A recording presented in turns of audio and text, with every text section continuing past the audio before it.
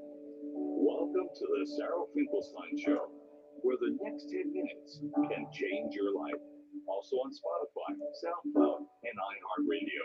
Here's Sarah.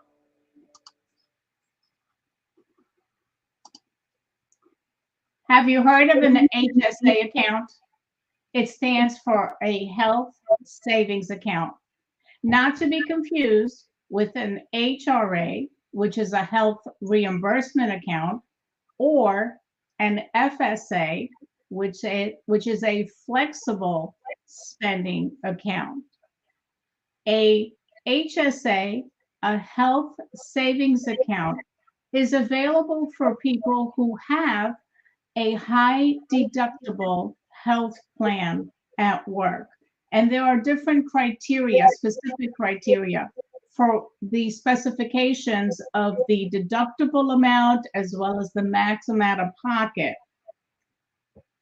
And an HSA, you can contribute to your HSA every year.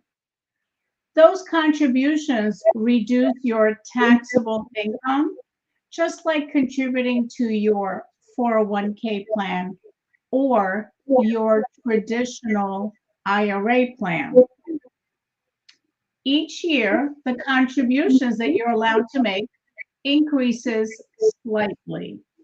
For 2024, this year, as a single individual, you can contribute $4,150.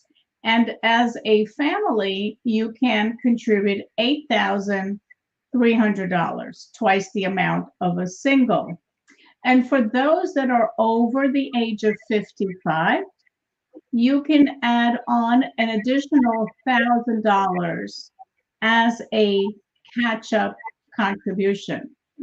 Now, some employers will also contribute to your HSA on your behalf, but again, the limits apply. Now, the investment earnings on your HSA grows tax-free, and they roll over from year to year. So, for example, if you don't use the money in your HSA, it just continues and it rolls over to the following year. So here's some tips for you to know about. If you are on Medicare, or you know you're going to be applying for Medicare soon, you must stop contributing to your HSA before you go on Medicare. Basically, 6 months before you activate your Social Security benefits, or if you're over the age of 65, before you go on Medicare. Do not apply for Social Security or Medicare if you plan to contribute to your HSA. And even if you apply for, let's say you're on a group health insurance plan and you're working beyond 65. If you apply for Part A, which is premium free, and there's absolutely no cost to it, and it works hand in hand with your health insurance at work, but Part A is just the hospital portion, you cannot contribute to your HSA. Otherwise, you may be hit with a tax penalty for doing so. So it's very important to know what the rules are so you don't get hit with that tax penalty. And there are many things that you can use your HSA money for. For example, I'm talking about once you go on Medicare, you can use the money in your HSA account to pay for your Medicare Part B, B as in boy, monthly premiums. For most people this year, that amount is $174.70. If you are on original Medicare, you can also use your HSA to cover that Medicare Part B, again, B as in boy, annual deductible, which is currently $240. You can also use the money in your HSA account to cover your prescription copays and your prescription plan monthly premium. If you are on a Medicare Advantage plan or intend to go on a Medicare Advantage plan, you can use the money in your HSA account to pay the copays for your Medicare Advantage plan. Now, remember, depending upon where you live in the country, some of those Medicare Advantage plans have no premiums or zero premiums, but they still have copays that you have to make if you go to your primary care doctor, your specialist, the emergency room, the ambulance, and so on. There are copays. So you can use the money in your HSA account to pay for those copays. If you have original Medicare and a supplement plan, which does not cover excess charges, and your doctor does have the excess charges, then you can use your HSA to cover those excess charges. But you cannot and must not use money in your HSA account to cover your Medigap, also known as a Medicare supplement plan premium. You cannot use your HSA to cover those monthly premiums. Now, if you have a long-term care insurance plan, which very few Americans do, you may be able to use money in your HSA account to pay for a portion of those premiums.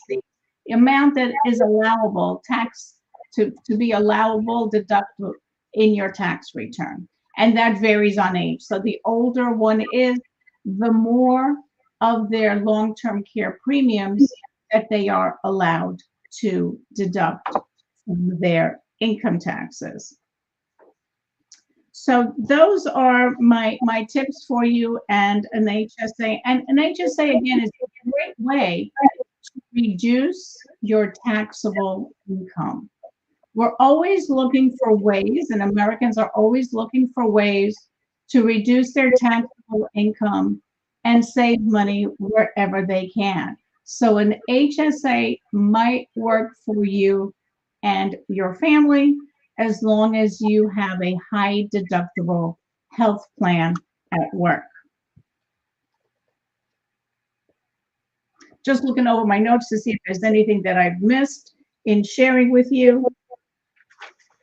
So again, do not use your HSA account to pay for your Medicare supplement plan premiums. Do not contribute to your HSA account anymore once you're on Social Security and or Medicare.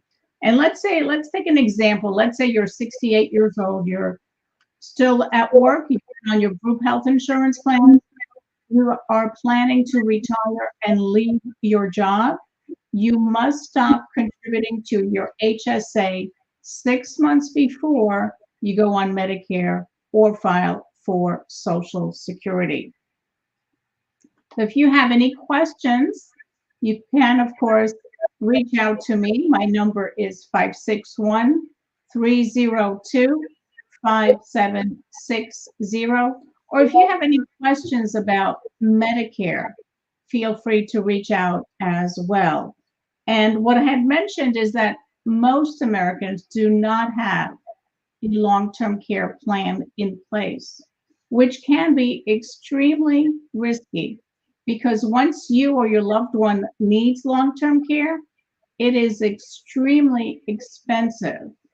And for many individuals, what ends up happening is that they deplete their retirement nest to pay for those extended healthcare costs.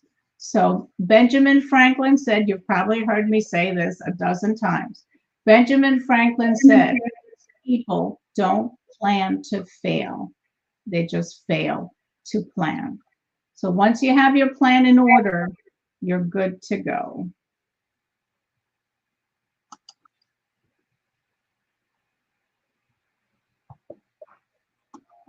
Knowledge is power. but only when you implement what you've learned to your own benefit. Tune in next time for even more powerful tips on the Sarah Finkelstein Show.